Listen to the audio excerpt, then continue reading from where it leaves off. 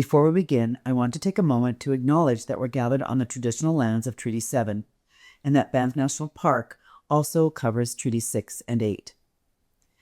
These lands are home to the Earhare Nakota Nations, Bearspaw, Chiniki, and Goodstoney, the Blackfoot Confederacy, including the Siksika, Kainai, and Piikani Nations, as well as the Tsuut'ina Nation, the Métis Nation of Alberta, and many others whose stories and connections to this place run deep.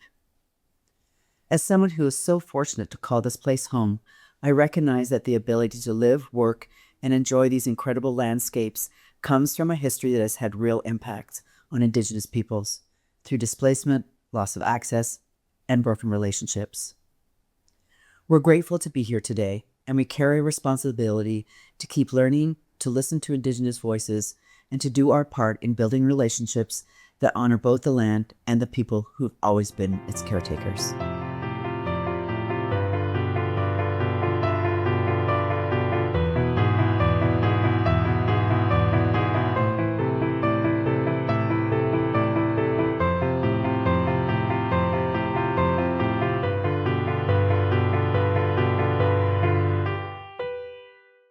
Welcome to Between Peaks, the podcast where we explore the people, ideas, and issues shaping life in the Bow Valley. I'm Nancy Dadalt, and today we're talking about what it really takes to move from climate data to community action. Our guest today is Edmund Ong, a research scientist by training, chair of the Bow Valley Climate Action, and a member of the Banff Canmore Foundation Grants Review Committee. When Edmund and his family built their home in Canmore, he did not want a dumpster fire for the environment. That decision pulled him into local climate work. Now he bridges research, data, and everyday choices to help us change how we live, move, and build for the future. In this conversation, we face a hard truth about responsibility, who must act, and why that includes all of us. We talk about how to meet people where they are, even when identity and habits pull in other directions. We look at the cultural norms that shape our systems and what it takes to push on them. Which global and local data reveals the biggest opportunities is all part of our conversation. So, Edmund, welcome to Between Peaks. It's so fascinating to have you here. This is something near and dear to my heart, and I can't wait to hear what you're going to tell us. Thank you very much. Delighted to be here. What inspired you personally to take on climate action work at the community level? Yeah, so I think like most people, I've always had a concern about climate change, but it's not been my field. My training is in health sciences. But when my now wife and I were looking to settle down from what I call our nomadic academic life, we wanted home, and our idea was it shouldn't be a dumpster fire for the environment. We had that phrase, but we didn't have a great idea of what that meant. And being the enormous nerd that I am, I started reading the textbooks and I reading reports and trying to get a sense of what that meant. And that led us definitely down a path. And that also made me much more aware of a lot of the details of climate change. And coming to the community, because this is us moving to Canmore, we found ourselves welcomed into the community, and I was lucky enough to be welcomed into Bow Valley Climate Action Society, which is just a local grassroots group of people concerned about climate change. And they ended up making me the chair, I think, because I'm a nerd and because I had some availability, but it's a huge honor. Whatever it takes. But really that sense of community is what brought me to it, especially with the sort of heart that we find in the Bow Valley, because people care here, and it's really great to find a community of caring people. People wanting to make a difference. Absolutely. We hear about climate change all the time.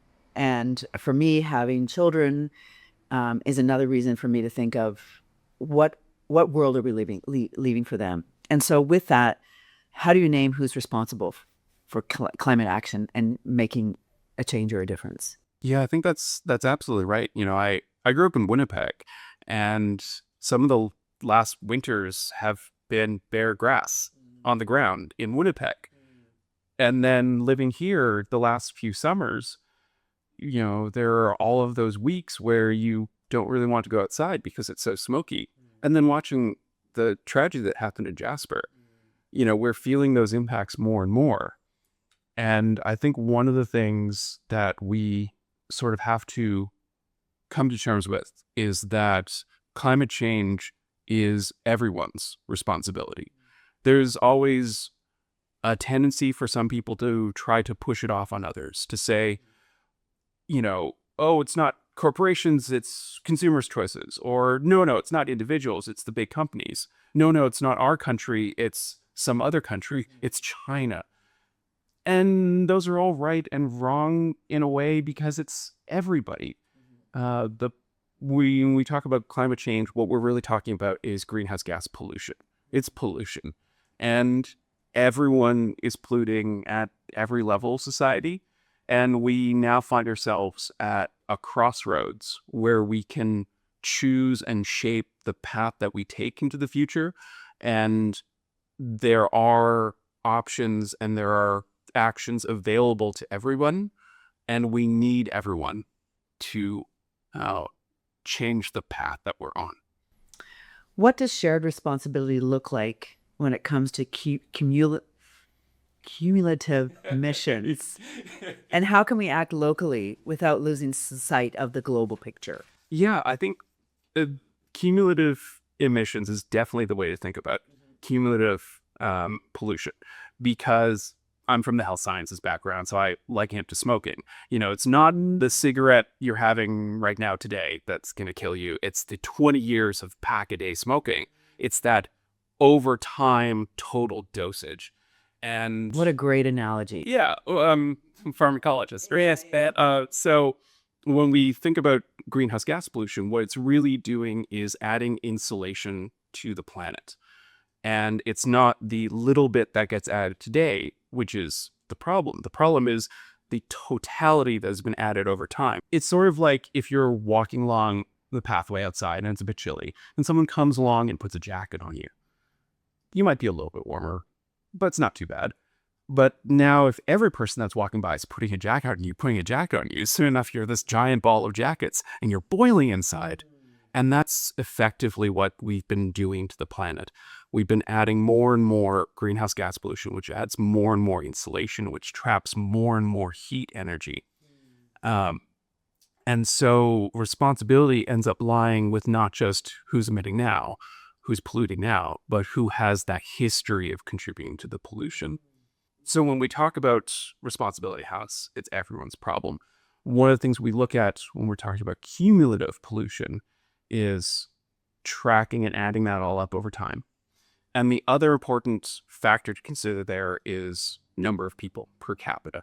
If you have one big group of people and a small group, and big group individually is polluting just a little bit, the small group individually is polluting a lot, you can end up with this place where it looks like the big group is, doing all the pollution. Right. But really what matters is your individual share. And we can do this math, and people have done this math, looking at the cumulative per capita pollution over time. And if you do that on a country basis, Canada's number 2. Wow. Because we've been at this polluting game for a long time. When we live in a cold place and we burn a lot of fossil fuels. Who's number 1? Number 1, oddly enough, is New Zealand, because they had a history of extensive deforestation while the population was very small. So that goes back to the per capita. Scales the numbers. It goes back to the per capita. But, when we think about the really big polluters in our minds, we don't necessarily think Canada and New Zealand. Absolutely. But, Canada's number 2, the USA, number 4. China is not even in the top 20 because their per capita emissions are so much lower. And even today, if we look at current greenhouse gas pollution, there's a report compiled by an EU research agency that looked at GHG pollution in 2023. I'm going to look at the numbers here to get it right. So Canada ended up at 18.7 tons of pollution. That's thousands of kilograms, 18.7 tons per person per year. In that same year, the US, 17.8, a little bit behind us. China, 11.3, much lower than Canada's. Germany, 8. But what is even more impactful is we have numbers for the Bow Valley. We can look at Canmore's 2023 GHG pollution report, and Canmore's numbers are pretty equivalent to Banff's numbers. And when we do the same math for the Bow Valley, we end up with 24 tons per person. So Bow Valley, 24 tons, Canada, just under 19, USA, just under 18, China, 11. That means that our per capita emissions in 2023 were 30% above the national average and more than 3 times that of China's. Incredible. Yeah. Incredible. What data to support the need to be more urgent on this than ever. Absolutely. But it also is an opportunity because the largest sources of emissions are the easiest to make a big difference at. If you take a big number and you take it down by half, you've made a big difference. If you take a small number, you take down by half, you made a small difference. So not only is this an urgency and a responsibility, but it's also a tremendous opportunity here. Combined with the fact that, people in the Bow Valley care about this. They want to know this information so they can make it different. And we want to make that difference. So it's both a responsibility and opportunity. And one of the really interesting things as we've been talking here, we've been struggling a little bit with audio because of the traffic going by outside. And that reminds me that transportation is almost 2/3 of the emissions in the Bow Valley. 2/3 of the greenhouse gas pollution is coming from transportation.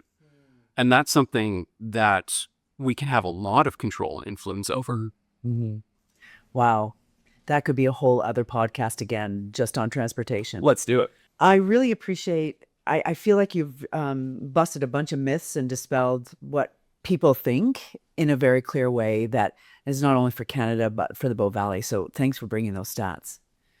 What are some of the human or community aspects that don't show up in climate reports? Things like trust, culture norms, or embedded habitual patterns? Yeah, I think it's important to recognize that greenhouse gas pollution is often coming from all of the things that we do as part of our everyday lives, how we get around, how we power and warm and cool our spaces, what we're consuming.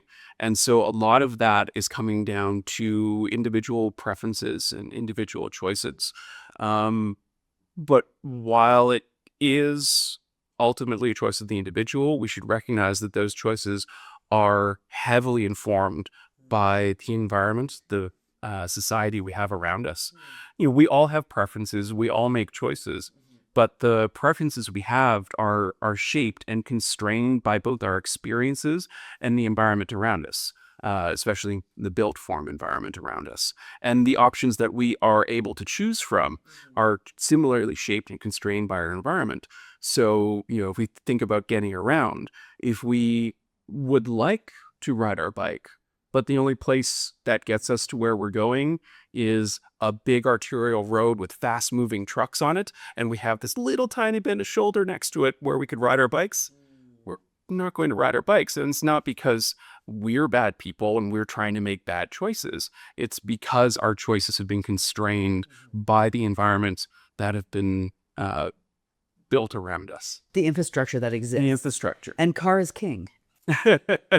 Yeah, oftentimes in North America, car is king because we built out this society, this topography in a time when we thought that combustion was guilt-free. And, cars work really well for low density environments where people are fairly spread out. They're very convenient and they enable a lot of things. And they're great for, especially people who have some mobility limitations. They really are a powerful tool. But, what we're finding is that on the one hand, they don't scale very well. As you stop being that low density society, more being car dependent means that you just end up with more and more cars and more congestion. And at the same time, we've learned that all of the combustion that's been powering those isn't so guilt-free. After all. And so now we're trying to make different choices, but in a place where our built environment was set up under different understandings. It's a big shift, It is. and it's going to take a lot of work to make that shift. I think it is, and also it's change, and change can be scary, and there are a lot of things that we are just used to. Cars is a great example because, we all grow up in the backseat of our parents' cars. You probably start noticing what's going on. Oh, maybe when you're 4 or 5 or 6, which means you have more than a decade of watching how everything works, learning how everything works before you even get your learner's permit. And that's a big head start when we're trying to get people to change to a more sustainable choice. We have to be there to support that choice with, education, with leading by example, with infrastructure. And how do we start designing communities that make those sustainable choices? And how do we move forward to build and power our own lives with that in mind? Yeah. So I think overall, the key concept is we should stop burning.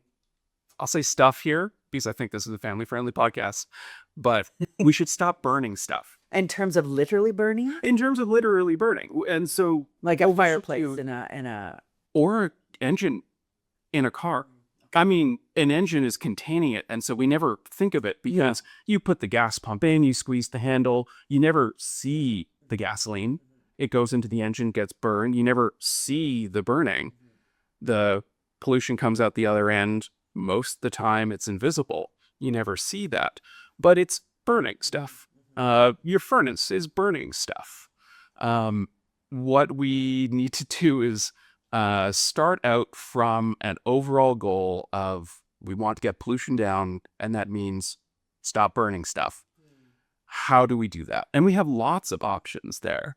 And it's not a one size fits all. We don't have to make everyone use the standard bicycle or something.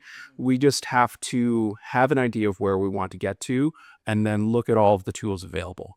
So that can mean things like, when we're talking about transportation, it can mean things like electrifying vehicle fleets. Same vehicle fleet, works the same way, you just plug it in instead of pump. It can mean mass transport. It can mean active transportation. Some of these things have some really great co-benefits, in terms of congestion and in terms of cost and in terms of mental and physical health. And they would be great if people chose that, but they don't have to, as long as we can kind of stop burning stuff. And I think the big thing is, what can we do to up those options more available to people and easier to take up? How should we be thinking about moving around in the Bow Valley more sustainably? You've talked on a number of other ways to get around, but do you have some other ideas that would support that notion with transportation? Yeah, getting around, I think, is very much the how do we reduce the pollution? How do we reduce the combustion? And there are those different solutions available. Especially here in the Bow Valley, we have fairly compact communities. We're hemmed in by geography and by environment and by parks. And that leads us to have relatively compact footprints. And compact footprints work really well for active transportation. They work really well for mass transportation. And they don't really work all that well for individual vehicles. But that's largely what we've built for. Yeah. Build it and they will come. Build for cars, you get cars. So just the same way, build for active transportation, you get active transportation. Build for mass transit, public transit, you get use of that. I think we have seen really great results in the Bow Valley, both from Rome and from walking and biking and every sort of way of getting around.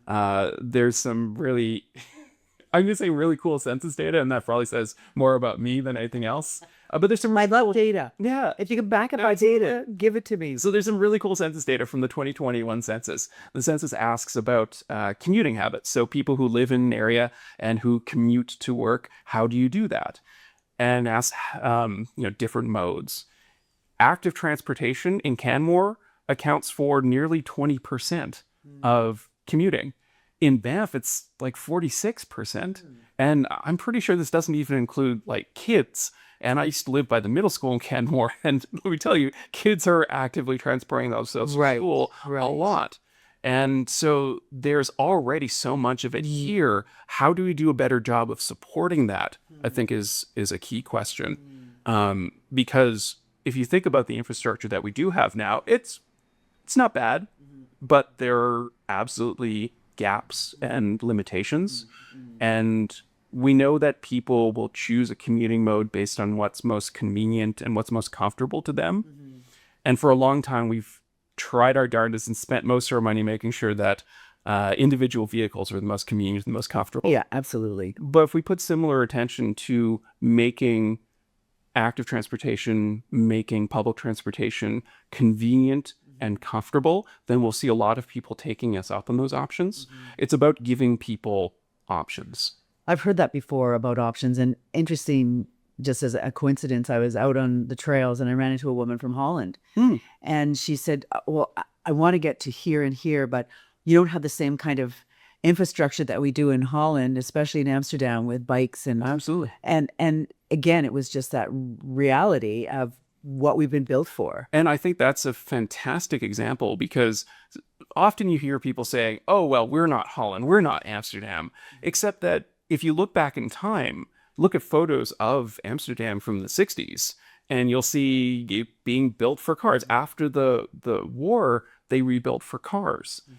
And they found that wasn't working for them. And so then they changed and they provide more options for other modes of transit. And now they're Amsterdam. But we see similar transformations around the world. Paris within the last 10 or 15 years has transformed dramatically. The banks of the Seine used to be highways, and now they're public parks. And there's a massive shift to cycling as mode share there. And some people say, well, winter. But we can look at Montreal, which in the last 5 years has had a tremendous transformation to enable active transportation. Or, and this is the example that everyone in this space always goes to, there's a city in Finland called Oulu, and it's very close to the Arctic Circle, but it has a tremendously high share of cycling as commuting, even in winter. And the difference is not that somehow the Finns are more robust to winter than Canadians. It's that they have the infrastructure for it. They have separated protected cycle paths and walking paths that get cleared in the winter. There's no big secret about it. Build it and they'll come. And helping to change habits too with that structural change. Absolutely. When we closed Banff Avenue, for me, it was an incredible experience to be able to have that space and not have the noise and the exhausts. And when we voted to open it again, for me, all I can remember is thinking, okay, cars king again. So I think there's part of that. Now, I will recognize that closing Banff Ave did end up pushing some traffic onto side streets. Yes, absolutely. And that pushed the impact. But I would love to see dealing with the overall car impact rather than shoving it here or shoving it there. That's right. That's a Band-Aid to it. That's a Band-Aid. And, with simply reopening Banff Ave to cars, now most of the space, if you measure from building to building across Banff Ave, you're going to find that most of the space is dedicated to cars now. And we see that, once again, this was a record car traffic year for Banff. Build it and they'll come. Build for cars. You shouldn't be surprised when you get cars. If we really want to change how that is working, then we need to address it at that kind of infrastructure level to make alternatives equally convenient and comfortable, or ideally more so. But it's definitely, people are making choices given the options and given the infrastructure that is made available to them. Well, and I think that's a great way to sort of turn into what will help move climate conversations to be more motivating instead of overwhelming and maybe even judgmental. Yeah, no, and I think this is a really good question. It's one that I struggle with myself as well, because it really honestly can feel overwhelming at times. And I think there are a few things we can look at. We can say we recognize that we're not alone. There's some polling done by the UN Development Program, and they managed to do representative polling at 87% of the world's population. And from that, they found that 80% of people want more climate action from their country. 80% of people across the world. 72% of people support a rapid transition away from fossil fuels. 63% of people, nearly 2/3 of people, take climate change into account when making decisions in their personal lives across the world. So we're not alone. Sometimes we can kind of feel it, but this is really like everyone's in it together. And for the most part, like the majority of people are pulling in the same direction. In Canada, 90% of people are concerned about climate change. 68% of people in Canada report having at least some level of anxiety about climate change. This is something that we are aware of and we do care about. We're not alone. And I think on top of that, we can look at the really amazing progress that we've seen in sustainable technologies. In the last 10 to 15 years, the cost of solar panels has gone down by 80 to 90%. In the last 10 to 15 years, the cost of wind power has gone down by about 70%. The cost of batteries gone down by 90%, which makes sustainable options better, cheaper, more accessible to people. But also, if you haven't been paying close attention to this and you have impressions based on what things were in 2014, those are completely out of date. Yeah. Within the span of... Bust those myths. Absolutely, yeah. And, that's... The Tesla Model S came out in 2012. If you look at like what that was offering versus what is available now, it's every completely yeah. And even just what you're getting for your money, how far it will go, how well it will work, has improved tremendously. And so we're seeing that ripple across the globe. This year, the first half of 2025, renewable electricity generation exceeded global demand growth. So the new renewables that were added exceeded the increase in the power demand overall, which meant that fossil fuel generation was held flat.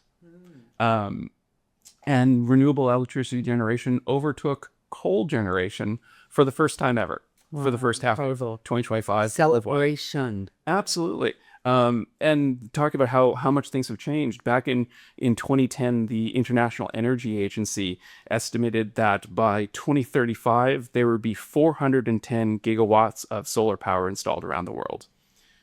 We're already 5 times that. We're over 2 terawatts. So 2,000 gigawatts. And that's since 2010? So 2010, they made that prediction for 2035. And now in 2025, we're 5 times what they thought we'd be at in 2035. In fact, in the first half of 2025 alone, the world installed 380 gigawatts of solar. We installed in the first half of this year what we thought the whole world would have in total in 2035. Incredible. So we have made such amazing progress on the tools, and now they're available widely. They work well, they're maturely developed, and they're affordable. In many cases, they're in fact cheaper. In a lot of places in the world, solar power is the cheapest form of power available.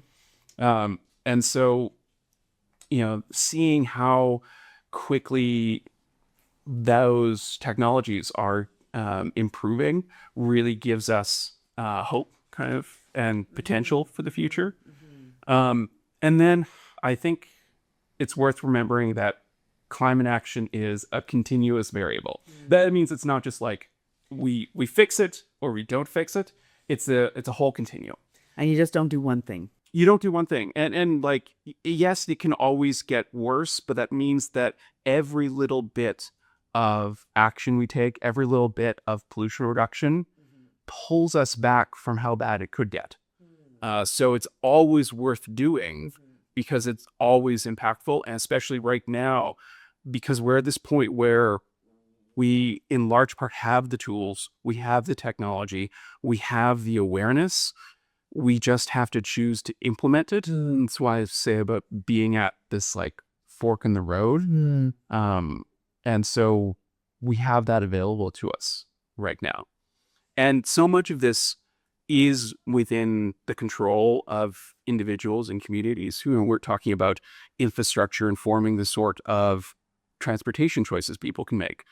Well, who controls a lot of that infrastructure? It's municipalities.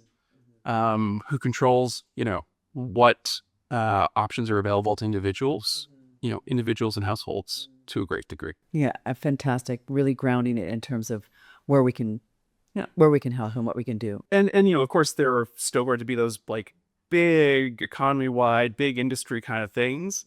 And I think that by and large across the world, we are trying to tackle those.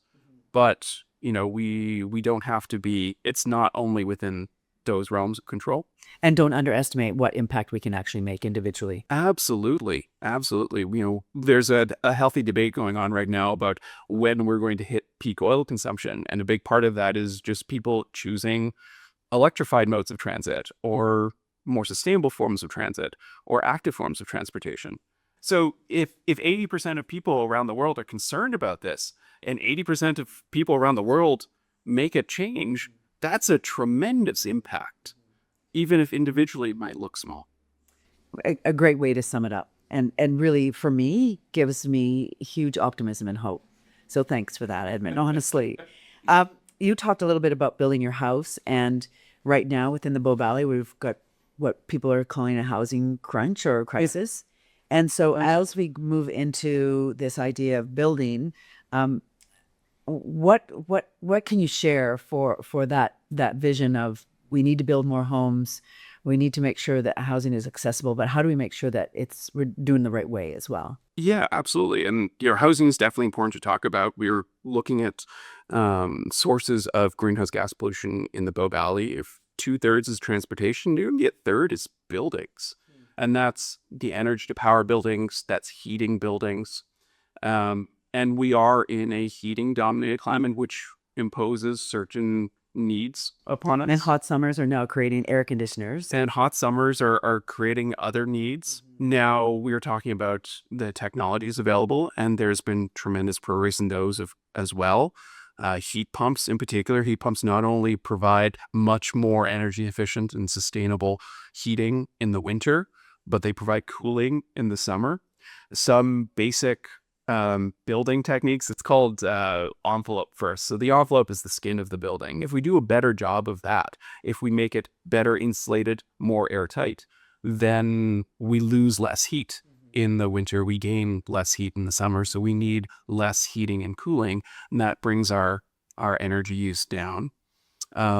If we electrify a lot of these things, and so we stop using combustion within the home to heat it, but instead use heat pumps, we power that from the grid, and the grid keeps getting cleaner. In Alberta, the electricity grid in Alberta has gotten 40% cleaner since 2017, which means that every electrical device plugged into the grid has gotten 40% cleaner without the owners needing to do anything.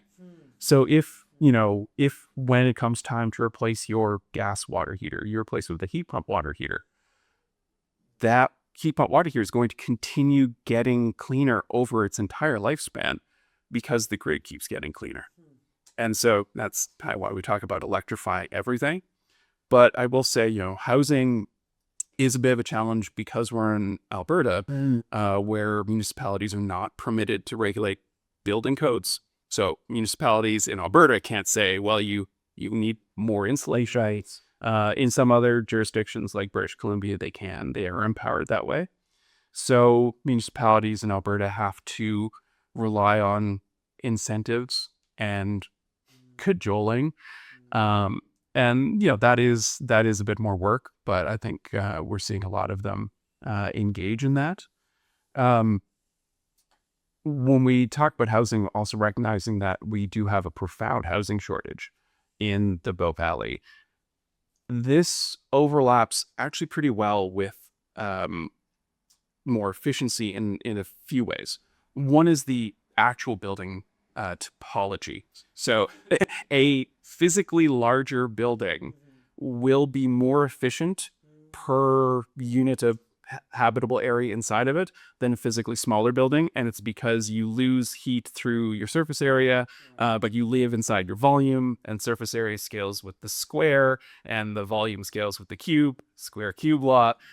Basically, all things being equal, a larger built form will be more efficient, is easier to make more efficient, is more affordable to make more efficient. Energy efficiency also brings long-term affordability, as anyone who pays utility bills could tell you. And so we're seeing this be put into practice in some of the publicly built housing that's coming along in the Bow Valley. Canmore is committed to building a lot of non-market affordable housing in the Palliser area. Yes. And Canmore's decided that all of that non-market affordable housing is going to get built to near net zero standards. And they're finding that actually makes a lot of sense and does pencil out as more affordable in the long run and reduces the pollution coming from those buildings substantially. We see something similar in Banff with 50 Wolfe Street. So we see these kind of synergies arising when the developers, in this case, the municipalities, take a long-term view of, they want more housing, they want more efficient housing, and what are the long-term costs. There are challenges in market housing. While all of those incentives may rest in the same place when we're talking about municipally developed housing, oftentimes we see split incentives in market housing. So the developer wants to build the building at the lowest cost, sell at the lowest, most competitive cost. Right. But the climate impact and the utilities costs fall upon the purchaser. Right. And it gets even worse if you're talking about that, and that's getting rented out. So you have the builder, you have the owner, and then you have the renter, and oftentimes the renter is responsible for utilities, and this kind of splits those out. That's a challenge that we're having to find creative ways to deal with. It's almost like it's a third hand, and it's not really happening because I'm not attached to it. Exactly. Yeah. It's not your problem. It's Right. someone else's problem. Yeah. No, if we can create more market awareness among purchasers, then, this is an issue. There would be more demand for, more efficient products, and that kind of aligns the incentives better. But we definitely have a difficulty with market demand for efficient buildings right now.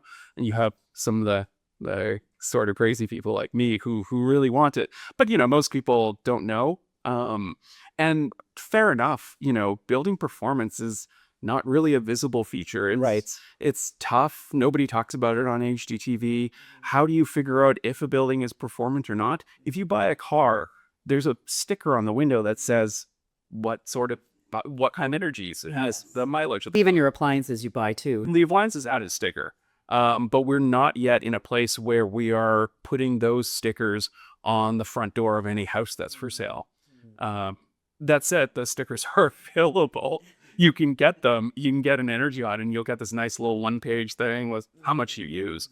And so changing consumers' kind of habits and changing consumer demands. yes. So, informing people that, this is information that you can have and can help inform the choice that you're making. And I think, especially when you're thinking about affordability, that has a real impact. I have one last question. Actually, two. What stories give you hope that change is not only possible, but is already happening here in the Bow Valley? Yeah. So I've got a couple at a couple different levels. So at sort of a very personal neighborhood level, we're actually getting solar installed in our house right now. They should be done in a day or two. And throughout this process, neighbors are out walking their dogs, and they're stopping by, and they're chatting, and they're having a look at it. We're hearing from other people who've gotten solar, comparing our experiences. Some people who want to, asking about details. So we're seeing that at the very personal neighbor level. I think that's really heartening. at a community level, one of the other hats I wear is with an organization called Plug and Drive, which is a nonprofit that does electric vehicle outreach and education. And we just completed an event in partnership with the Biosphere Institute where we had a fleet of electric vehicles. We had them first at the train station in Banff, and then I did see that. Yes. We were at the Rise Center in Canmore, and we set up, and it's staffed by locals who own EVs. And we borrow a bunch of vehicles from the manufacturers so people can come and ask their questions, get their questions answered, hear from people who live with these vehicles in the Bow Valley, what it's like, what it takes, how it's really not a big deal, and how it's saving them a bunch of money, how it's better to drive. And then they can try out the vehicles. And we had a fantastic response to that. Between Banff and Canmore, we had 227 people come by.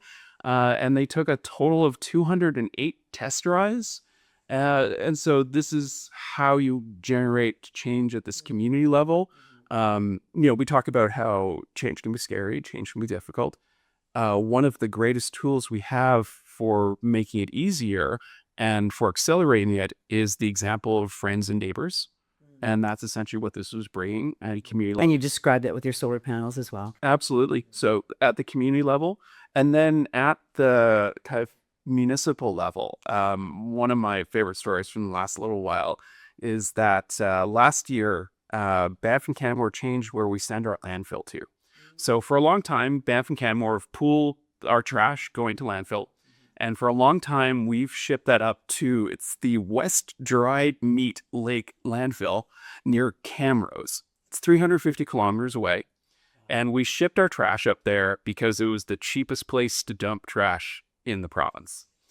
Now, within the last year or so, some members of administration of both towns realized that trucking costs had increased and it's costing a lot to ship it to practically Edmonton.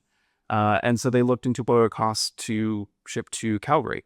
Now, it's more expensive to dispose of trash at the Calgary landfills, but it's a shorter drive. And so the money kind of worked out, and we ended up shifting where we send all of our landfill to Calgary. So we're saving a bunch of diesel, but the really impactful thing, the reason why Calgary landfills were more expensive is because they have methane capture. So trash goes into the garbage and then it decomposes and releases methane. And methane is a much more potent greenhouse gas than carbon dioxide. The landfill up by Camrose was cheap because it did not have methane capture. But now the costs all worked out. So now we're sending it to Calgary and it does have methane capture. So not only are we burning hundreds of kilometers less in diesel fuel to truck trash, but now we're capturing a lot of the methane that's coming off of that. And that's probably one of the single largest climate impacts that any municipal decision has had for years. What a celebration. Yeah, and it's something just as simple as some of folks at the towns had a look at the data and look at the costs and look at the impacts and said, oh, well, we should just do this instead. So sometimes it's not that hard. Not that hard. Exactly. Okay, and I have one last question and absolutely I'll wrap us up. If you could leave our listeners with one message, what would you tell them? Yeah, I think it's that, especially here in Bow Valley, almost everyone's heart is in a good place. We all want good things.